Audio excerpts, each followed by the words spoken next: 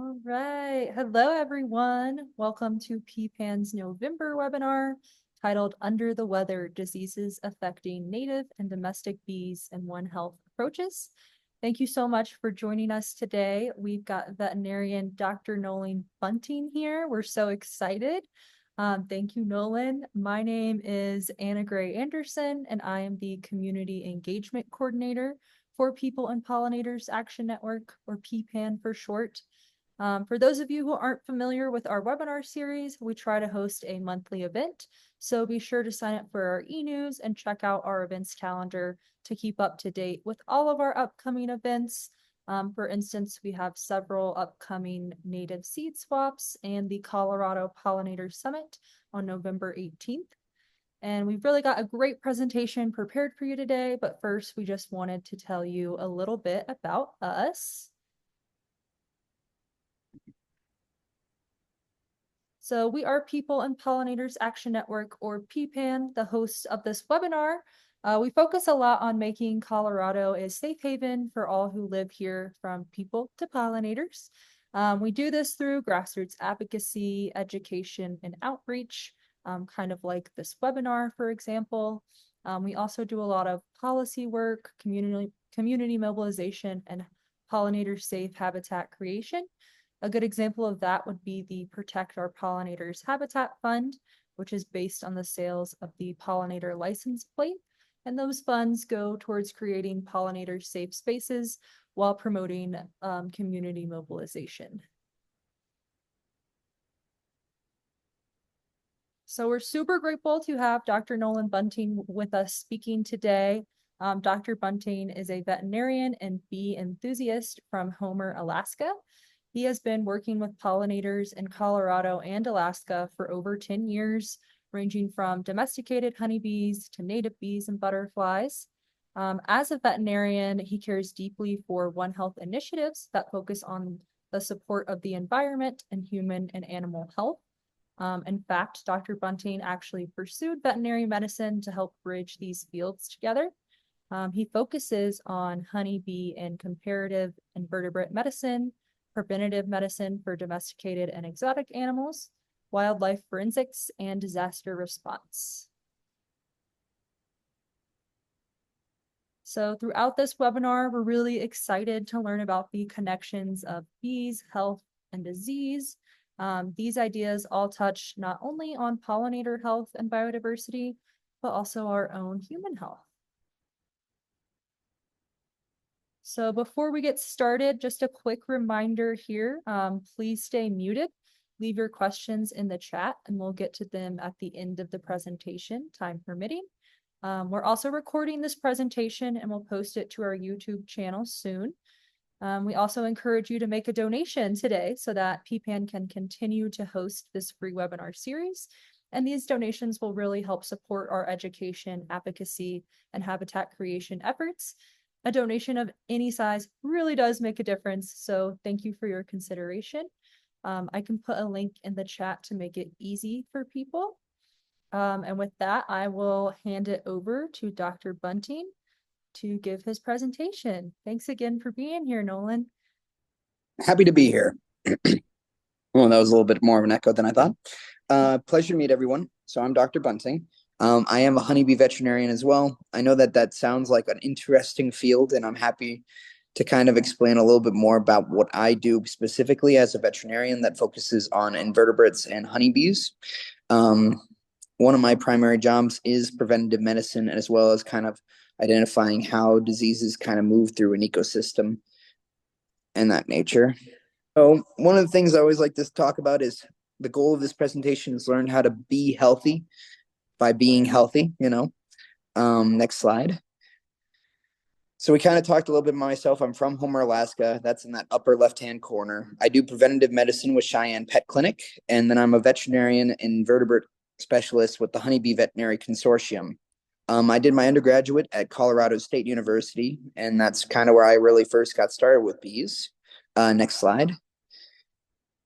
Talking about my work with pollinators, I do work a lot with both avian and insect pollinators. On the left, you'll see my picture of me working with hummingbirds, where I work a lot to try to identify and ban them, as well as treat them medically. And then on the right, you'll see a beehive that I recently visited, kind of to understand a little bit more, kind of like what I do. I visit hives that locals people own to try to identify diseases as well as give them a helping hand with medications and treatments. Next slide.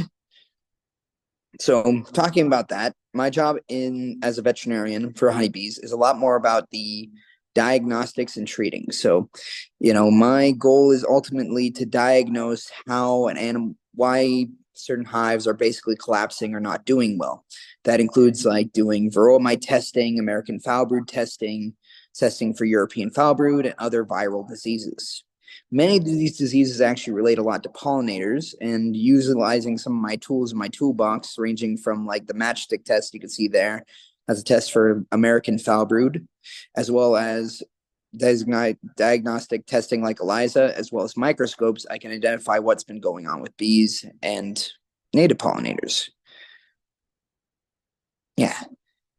So a little later layout, I like to introduce the two pollinator groups because I know that we all come from different backgrounds. So these will be just kind of a quick introduction to what native local bees are, as well as what native bees are. So talking about domesticated eusocial pollinators, those are our honeybees, and then native species as well. After that, I'd like to talk about One Health and why pollinators play such a big role in human health, and then talking about how pollinators are utilized in human and animal health, and then hit up a little bit on the disease side of what we can do to prevent diseases. So starting off, eusocial domestic bees. This is actually my queen in her hive. She had a little marker right there to let me know that it was her. So honeybees, and if you go to the next slide really quick, when we talk about honeybees, we have to realize that you're dealing with a species that only lives, the queen will live up to 9 years, but each individual will only live about 30 days. And each time during that 30 days, they'll have specific jobs to do. That's what a eusocial insect is. As they age through their life, they have different tasks and orientations that they're in charge of. So like a first day will be mostly cleaning and kind of removing bodies. And then as they get older, they'll be helping with the nursing and brooding the queen, and then going into food handling, comb handling. And that's how we define like a eusocial insect. A lot of our native pollinators will differ from this because they're solitary bees mostly. Some bumblebees will come into a group and nest together, but they will not necessarily develop these elaborate organizations. I believe that we'll have this access to these slides after the presentation, but I do not know. Next question, or next slide. Talking about bee varieties. There are over 20,000 species of bees across the world. Of them, only 8 are considered honeybee species, where they're eusocial insects that work together to produce honey. Of them, only 3 species have been domesticated, and currently, for the United States, Europe, South America, and Australia, there's only 1, and that is the Apis mellifera. So next slide, just because I like to introduce you to the other 2. The first one on the left is the Mayan Melipona behe. This one is utilized in logs and was one of the traditional honey producers of the Mayan culture. And then on the right side, you can see the Apis cerana indica, which is the Indian honeybee that is utilized in Asian trade and that kind of thing. Next slide. So talking about our native honeybee local honeybee that we utilize, this is the Apis mellifera. This is our #1 honeybee species that everyone around the world should know. Originally evolved in either Asia and Africa, it's not really known. Thought to have been domesticated during ancient Egypt. Since then, it's been spread around the world via human introductions, and through their introductions, developed into multiple breeds. There are 31 varieties to be exact. In the United States, on my next slide, you'll see we have only 8. So there's the 6 what are called the main stock. So these are the Italians, the Buckfast, the Carnolians, Germans, Russians, and Caucasians that you'll see throughout your time working with honeybees. And if you're kind of like learning on like doing bee surveys, you'll start to identify different honeybees that'll look different based on that breeding. And then there's 2 other new ones that have been added into the United States, which is the Minnesota hygienic bee, which is a genetically altered bee. And we'll talk a little bit more about it later. And then invasive species, which are the Africanized honeybees that you may have heard as killer bees. Moving away from talking a bit more about what I do, if you're ever working around bees, we'd have a lot of BPE. There's a lot of like maintenance and stuff like that. We're one of the big users of smokers and hive tools and bee boxes. And one of the reasons we do that, if you go to the next slide, is because as a bee veterinarian, I work with three different types of beekeepers. The first represents 60% of bee production, honey production in the entirety of the United States, but there are only about 1,600 beekeepers in this category. These are the commercial beekeepers. So these are the beekeepers that keep over 300 hives. Oftentimes their hives are located on the back of flatbed trucks, and then they are traveled around the United States to pollinate different areas. Then you get into that 1 million to 11 million to 12 million area, or 115,000 to 120,000. Sorry, it's been a long night. Of beekeepers that are hobbyists. So they have less than 25 farms. These are your backyard people and that kind of thing. And then you have the middle category, which are known as part-timers. Part-timers and hobby enthusiasts together make about the 40% remaining of that honey production. So when we're working with bees, a lot of my PPE has to be changed because I work with different levels of population. When I'm working with a hobby and part-timers, I don't necessarily worry too much about disease, but when I start worrying about commercials, that's where we start seeing more diseases developing. Next slide. Kind of swapping gears to our native pollinators. So that's kind of what we do here at PPAN. Native pollinators are any insect, bird, small mammal that has evolved within a symbiotic relationship with native flowering plants, where they provide food and then they provide pollination to those plants. Now, there are many types, ranging from small mammals, birds, various insects, and they all play important roles in the ecosystem at different levels. When you go on to like the picture here, you have beetles, which are considered nature's first pollinator. They represent up to 70,000 species of potential pollinators that are actively utilizing the environment. Bees in the United States represent about 6,000 species, give or take. Talking about some of the importance there, the reason I have a bumblebee, I work a lot with bumblebee pollinators, as because bumblebees are the main ones used in orchards for like peaches as well as apples. So if you're ever in an apple orchard, those are primarily pollinated by bumblebees, and they actually bring bumblebees in for the specific purpose of pollination. Now, on the East Coast, when you get into tobacco farms, you'll actually be protecting that moth there, which is a hawk moth, that actually are utilized for that. If you go to South America, you're starting to focus on bats for mangoes, avocados, and bananas that are primarily pollinated by bats. Hummingbirds, sadly, do not have, are a personal favorite of mine, and I always keep them on here, but they don't have a commercial interest at this time. But yeah, next slide. So what does this all come down to? So one of the things that I like to tie together with One Health is what's known as ecosystem services. Both branch together very well. One is more of the environmental side, and the other is more of that health and well-being side. Now, what are ecosystem services? These are the services provided by nature that gives humans beneficial things. So you'll see there in that center is a supporting. Now, not quite yet, but on the future, we're hoping to add pollination as part of these supporting things.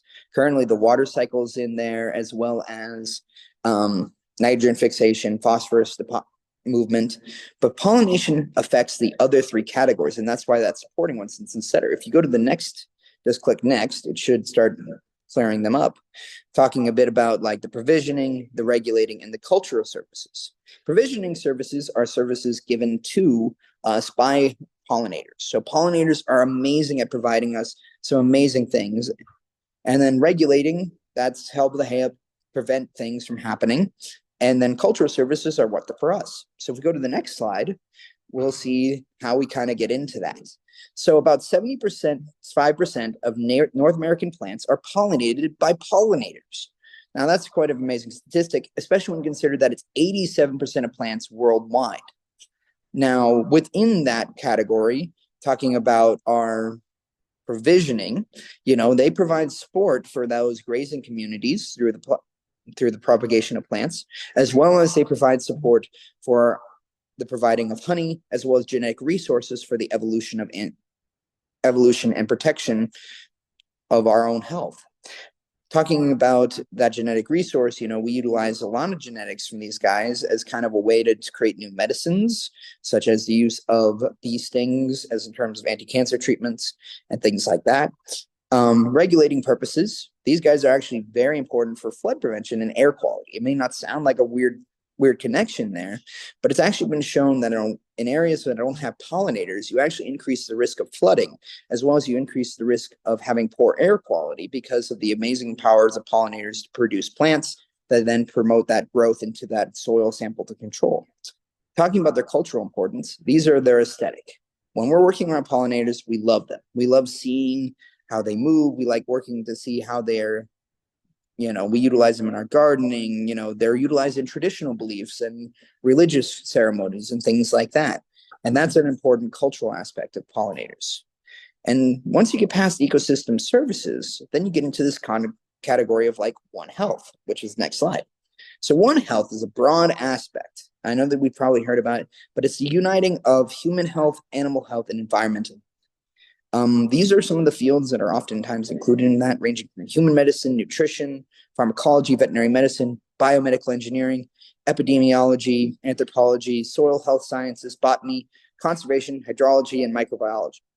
And all of these subjects have pollination aspects within them, ranging from soil health being looked at, like what type of digger bees are present within the soil as a way of knowing how healthy the soil is, to ranging to veterinary medicine, where I work with bumblebees, to biomedical engineering, where honeybees are actively utilized in the creation of new medical products. When we talk about pollinators specifically in One Health, next slide, please, we get into this beautiful overlay of kind of the logic of what can be said. So if you kind of are trying to track pollinator health, there's a lot of branches that lead down into human health, ranging mostly from that environmental health side. But one of the major key interests pollinators actually provide a lot of our nutrition, as well as a lot of medical therapies that we actively utilize. So if you go to the next slide, I believe. Yeah. So kind of talking about our own health, right? Pollinators are actually one of the only sources of plants that produce vitamin A. Vitamin A is one of our most vital vitamins, and it's utilized for our eyesight as well as our skin conditions. Pollinators are oftentimes the only source of that through their utilization in plants.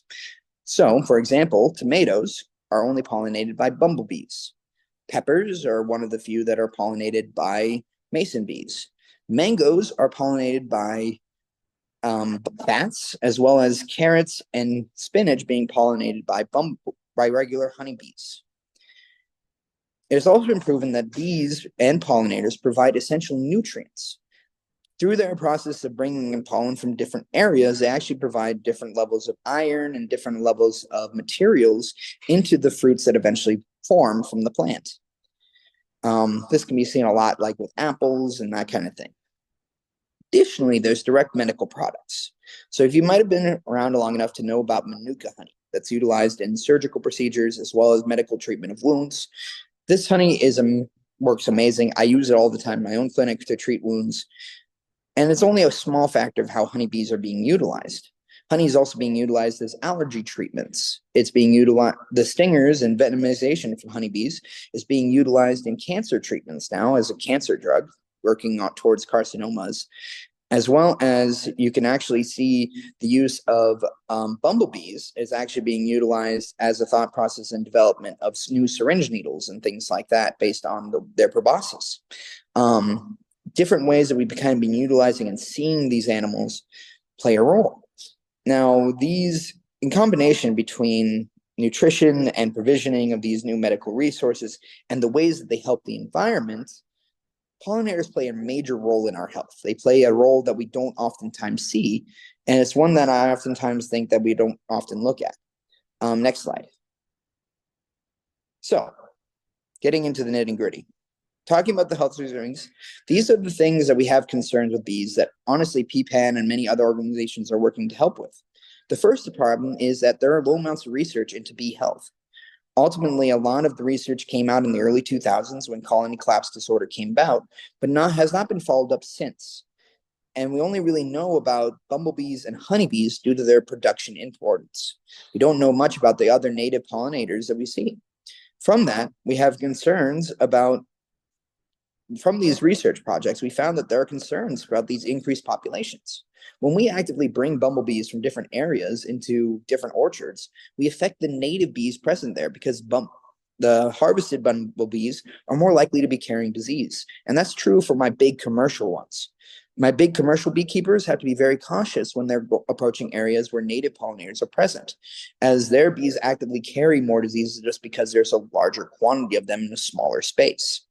Next section should bring up, talking about insecticides. We, as human beings, utilize insecticides all the time. And one of the things that we oftentimes use them for, and without even thinking, at least from a veterinary perspective, is dogs. It's actually been shown with dog medications such as fipronil and their nicotinides, as well as imidacloprid. These drugs actively reduce the ability of bumblebees in clinical studies to fight off diseases. So they're more prone to getting sick. And likewise, you'll actually see that in many other places. Now, within our bumblebees as well as our native bees, these are the viruses that are coming about as cause. The first one is deformed wing virus. When you look at a bumblebee or a little bee and you see that one of its wings just doesn't look right, that's deformed wing virus. Black queen cell virus is when you open up the cell of a beehive or a wasp nest and you see that the things are all dead inside. That is likely due to black queen cell virus, as well as potentially American foul brood or European foul brood, which are bacterial diseases carried by our honeybees. Finally, you have varroa mites, which aren't native to the United States, but were brought into the United States. So a lot of our species of bee, all of our honeybees naturally will have difficulty fighting it, but not survive. That's actually one of the reasons that the Minnesota hygienic bee was developed, was to fight off varroa mites. But varroa mites have actually started to escape into wild populations of bumblebees and native bees, which are unable to fight them because they don't have the same kind of immunity to varroa mites. And it's caused a great deal of, it's actually one of the leading thoughts of why bumblebee populations have decreased. This is going to be an interesting one from a PPAN. This was in a recent study in 2023 that depending on how you develop your pollinator garden, you can actually become the center of diseases spread if you have a bee population that is currently dealing with one of these 3 diseases up top. And we're going to talk a little bit about how to prevent that as we go forward, because next part is, how can you help? Talking about supporting bees, I'd like to say that the best way is to fund research projects. If we can start doing more research, we'll be able to help more. So thinking about Xerxes, PPAN, local pollinator coalitions, and even beekeeping organizations, the more research that we fund, the more likely that we'll actually be producing better health for our bees. Next slide. Talking about our use of insecticides. In animals, treatment is better over prevention for insecticides. So yes, I would direct people to still maintain their heartworm medication, but when they have fleas or tick prevention, maybe save that for when you actively start seeing fleas and ticks, or when we're in that season of fleas and ticks, instead of during the winter season where bumblebees and other bees are hibernating and not necessarily able to fight off any of those pesticides that we use, or those insecticides. Additionally, humans, right? We don't put insecticides on our body, but with bug spray, it's actually been shown that topical bug sprays actually reduce the environmental impact, because these aerosol sprays get into populations and they can have negative effects. In food choices, I often say aim for locally sourced, organic, as well as, or companies that are trying to reduce their use of pesticides. Ideally, in this world, we're starting to try to gauge down there. Next slide, talking about promoting plant growth. I have 2 pollinator gardens here, and there's a reason why. When you're doing plant growth and insect biodiversity, that's what we want to promote. When you have a pollinator garden, you don't want to just plant one specific type of pollinator. You want to plant multiple varieties in different levels in different areas, as well as planting native grasses and other things that will actually help dilute the populations of insects, so that way they can focus on different areas, as well as prevent species contamination, as different species will prefer to forage on different types of plants. In an ideal pollinator garden, you have multiple species, at least 15 to 20 within a given area. You can see even that little box has managed to get 15 species in there, versus the one at the bottom where you only see the echinacea. You're not going to have the same results, and oftentimes you'll get the same insects coming there. That brings us to the last slide. questions.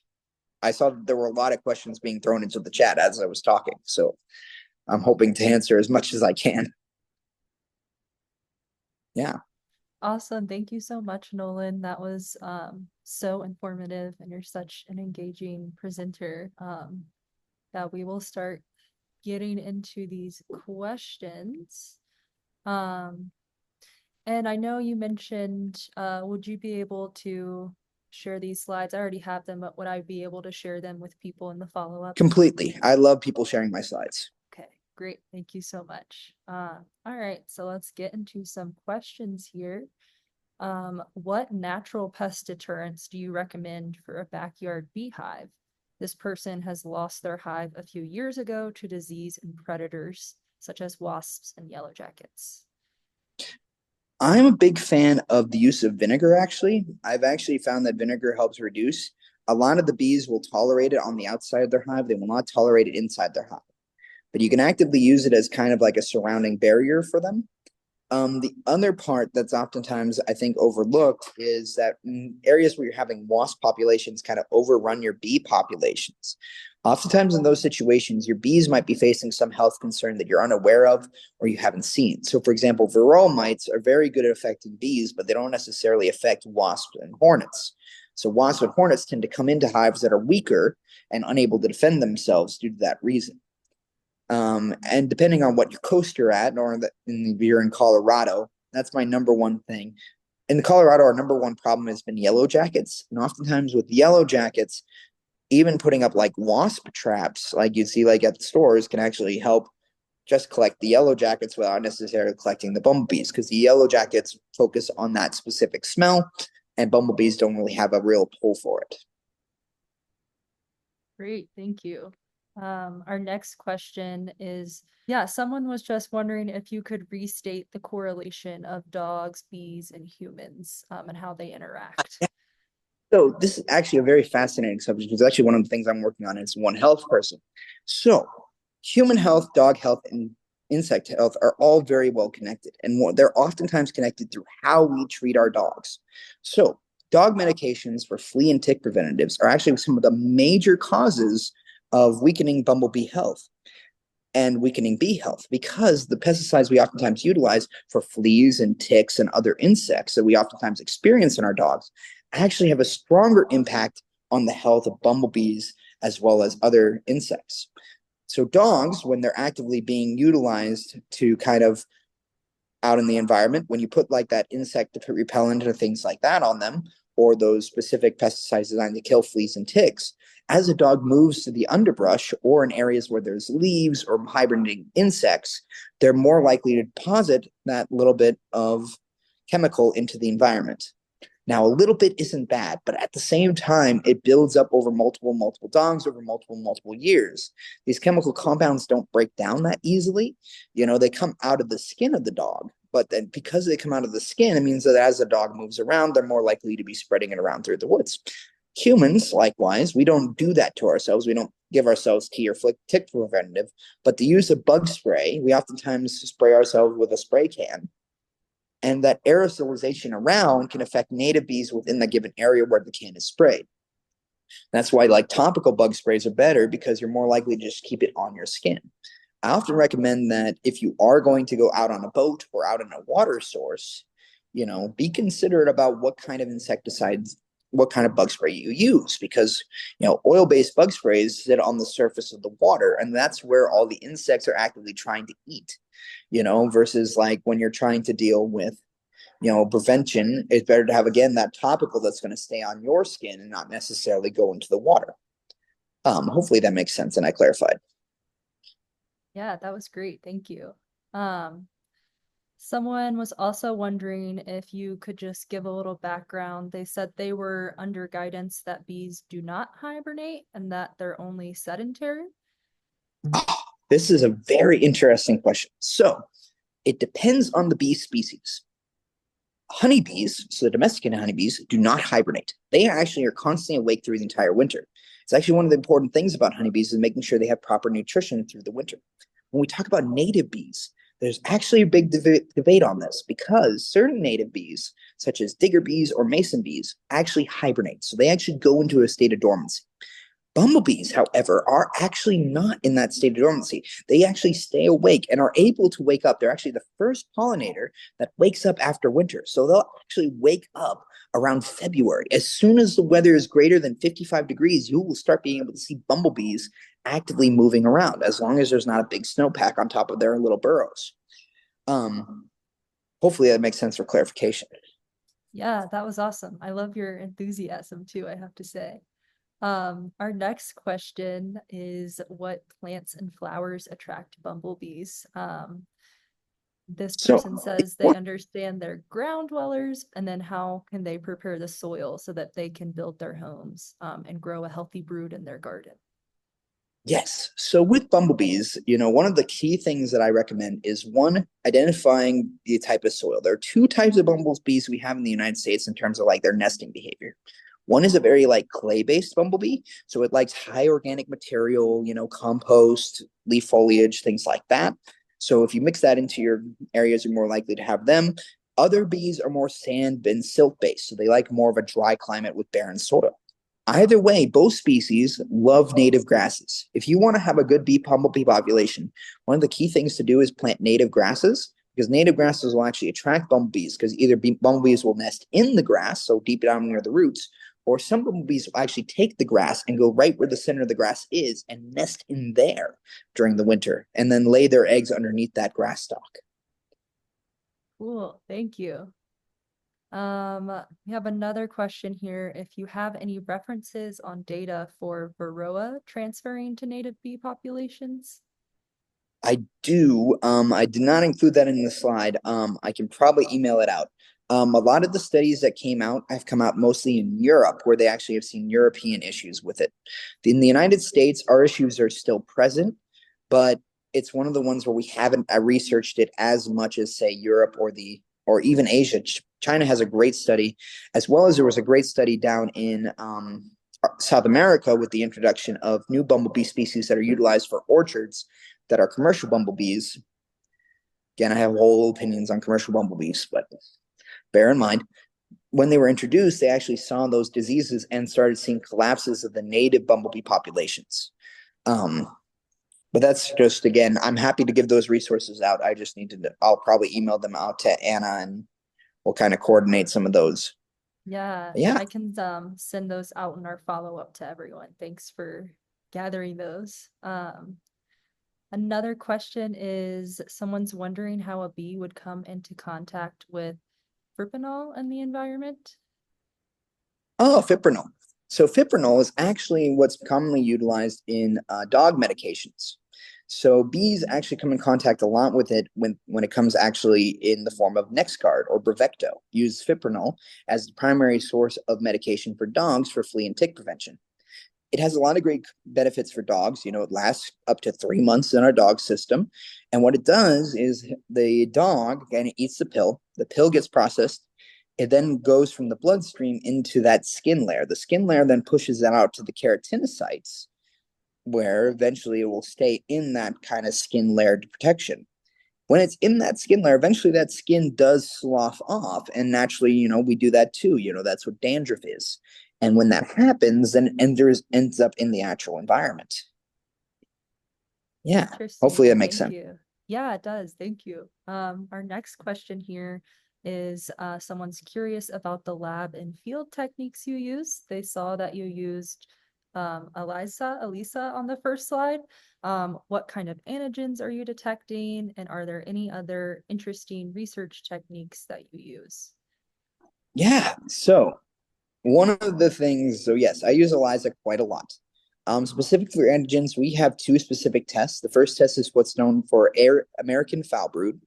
So it's an antigen body connected to the bacterial, it's an antigen binding to a bacterial colony.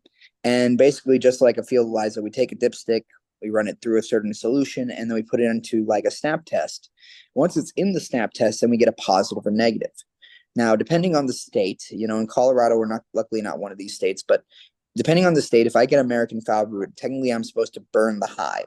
like completely cull the bees and do that whole thing. If I get European foulbrood, then I'm able to treat. But one of the things about it is really hard to tell the difference without being like a veterinarian. You just get like a bunch of low populations within your bees, and then you don't really know. The other field tests that I really like, I've used a lot of the matchstick tests for American foulbrood. I kind of find them to be a little bit better. One of the other ones is I use dusting. So taking powdered sugar and dusting a lot of insects allows me to at least do varroa mite counts. So I collect a jar of bees, in some way or form, and then I dust them all with powdered sugar. I shake up the hive, and then usually that will shake off the varroa mites, so that way I can measure them in a screen. I've also done alcohol testing the same way, where I've actually killed a certain quantity of bees and then actually done like an actual count. Again, when I'm doing honeybees, I have like populations of 10,000 I can work with. So I'm taking a little bit of 50 doesn't really affect the hive health, but it affects the ability for me to treat the entire hive as an individual organism. But yeah. Cool. Thank you. Now we're kind of getting into some questions that have been building off our other questions. So speaking of snowpack, this person says they cleared the snow off their hive this morning, and they've always wondered if that's beneficial or if they should leave the blanket of snow to create a wind block little igloo for the hive. I am a big fan of using the snow to create a wind block as well as a little like igloo for the hive. Now that being said, there's many different opinions on that. Some find it better to in Colorado, it's kind of the reason there are many different opinions because Colorado, we have such changing temperatures that when it gets up to like, if we have a winter day where it's like 60 or 70, those bees are better off actually coming out and trying to forage because they're going to be awake anyway. Again, through the winter, they're awake that entire time. They'll want to try to come out of their hive to see what they can find, and then they'll come back when the winter comes. So oftentimes for my beekeepers, I recommend making sure you keep an eye on the weather. As long as the weather stays cold, then I'm a big fan of like snow and packing. If the weather is going to warm up again to like a 60 years to above 70 degrees, then I recommend, clearing off at least the front of the hive so that way the bees have access to go out if they need it. Got it. Thank you. Um, Another kind of snow question. This person says overwintering has been the biggest challenge for their hive, and if you just have any other overwintering tips. So my biggest tip, and it's really hard to overwinter a hive, and especially an older hive. If you're the first time beekeeper and first year beekeeper, one of my primary thing is making sure they have enough honey to get through the winter. So if you have one super that is your bottom super, I would recommend at least one bigger box on the top that you just let them produce as much honey as they want for the winter. And that'll be the honey that they'll actively utilize throughout the winter. That'll help them keep their storage. The other method you could do is applying sugar water into their things on certain days if it's warm enough. As long as the sugar water doesn't freeze and you can apply it into their hive, you're just trying to give them that nutrients. Bees are amazing at keeping themselves warm. They're actually one of the few invertebrates that are actually able to monitor the body temperature by buzzing. So that buzzing sound you see with their body is actually them vibrating to warm up their body temperature. But yeah. Okay, nice. Thank you. Our next question, do bumblebees nest in sedges in the same way that they nest in grasses? They do indeed. I love sedges as well. You'll get different species of bumblebee though.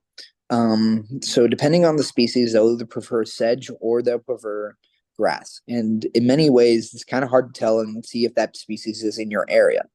One of the hardest parts is you can build a pollinator garden, but until the pollinator finds it, you don't actually know, they won't know that it exists. You know, that being said, I love sedges for specific ones. I can't remember off the top of my head which one that is. It's got a really fun, fancy name that makes it sound like a transformer. But yes, sedges work great as well.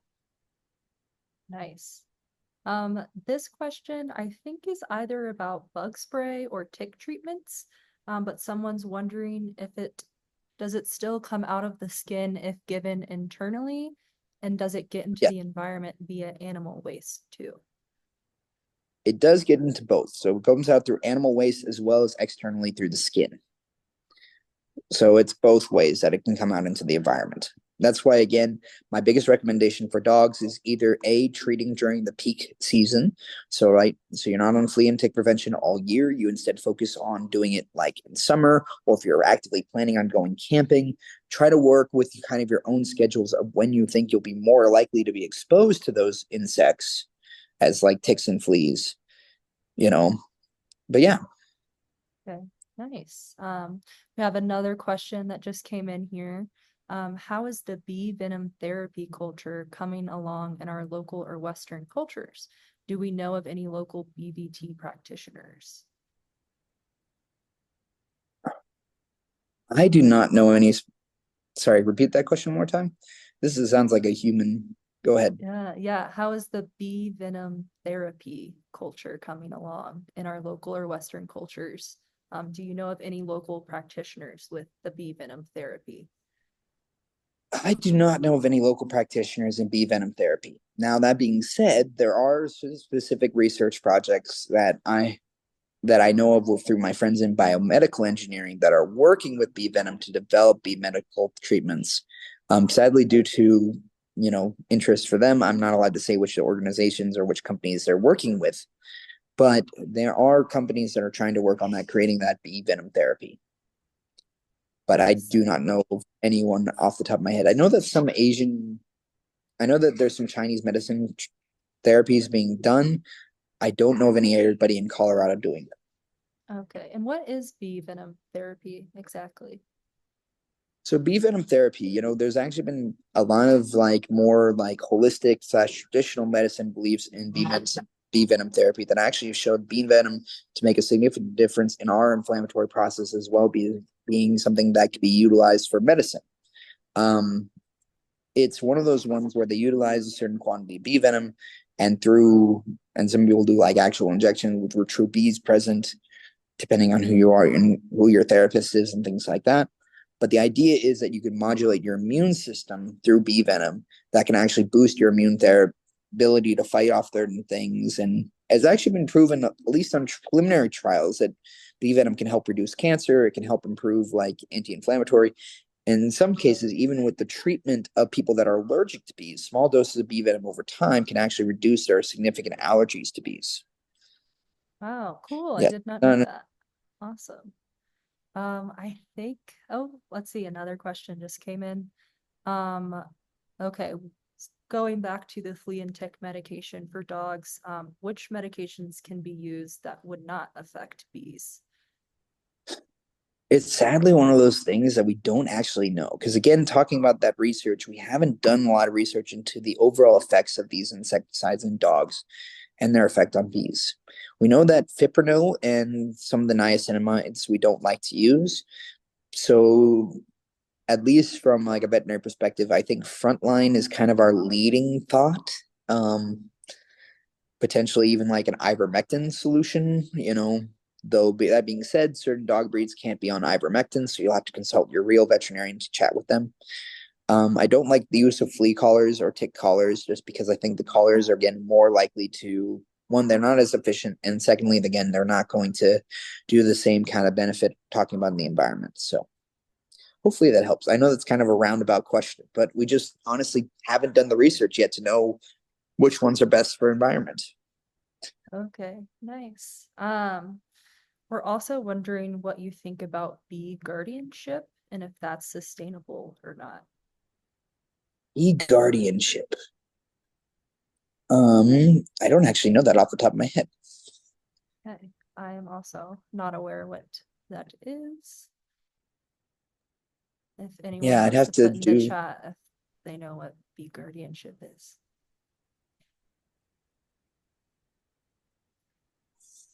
While we're waiting on that, we can go to the next question, if that sounds good. Yep.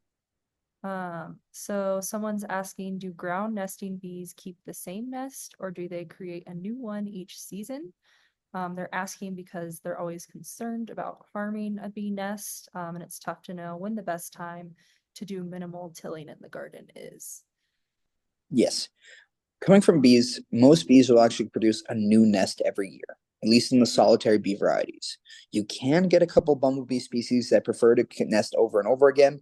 They're mostly found on the East Coast. I've yet to find any species here in Colorado that I know of that'll nest in like the same hive over and over again. But most of our bees, like solitary digger bees, mason bees, leafcutter bees, they're all going to be swapping nests every season. You know, they will come to the same area when it comes back into fall, when they're trying to get those like eggs laid and things like that, or during their primary breeding season. So one of the best times to do it is, again, not during the winter when they're hibernating, but kind of that mid spring before really summer hits. It would be the best time to till a soil if I had to pick a specific time frame. Now, I might be wrong on that. Somebody has a better understanding of entomology than I do. All good. Thank you. I also haven't heard from, okay, here we go. Bee guardianship was a class they went to about tending to bees in a different way. They thought it was really interesting and liked learning more about the bees. Let's see. A quick Google search says that bee guardianship is a beekeeping method that aims to create a sustainable, gentle, and altruistic relationship between beekeepers and bees. And the method is Yes. based on the idea that bees are a complex superorganism, and that the beekeeper's role is just to enhance the bees' immune systems through sustainable practices. Yep. I'm actually big. I've called that something different. I call it bee stewardship, but I like Okay. guardianship better. But yes, I'm a big fan of that. There's many different ways to even like help with varroa mite infestations and things like that. Things you can do for your bees to help kind of support their hive throughout the season and build up their immunity. You know, certain feeding strategies, certain techniques for, mite prevention, such as powdered sugar baths and things like that, have been shown to kind of like help. And again, yes, oftentimes I think that we overwork our bees. Like we come into our hives once a week, when in reality we need to just be there only for once in a while. You know, the less times we come in, yeah. What are my feelings about buying native bees over the internet? I am not a big fan of buying native bees over the internet. The reason being is a lot of those big growth facilities are actually one of the primary places we're getting disease emergence. So places that are actively growing mason bees have actually been shown to actually develop a lot of disease areas more than the wild population. So taking those like factory grown bees is more likely to develop a disease in an area that didn't previously have one. So if you were going to do it, I definitely recommend getting it from a local source instead of over the internet. So some areas are actively doing that. I know there's some bumblebee farms, but yeah, I probably will have to get going. So apologies. No worries. This was great. And thank you so much. Thanks you everyone for being and all the questions. And Dr. Bunting, thank you so much. This was a super engaging and exciting presentation.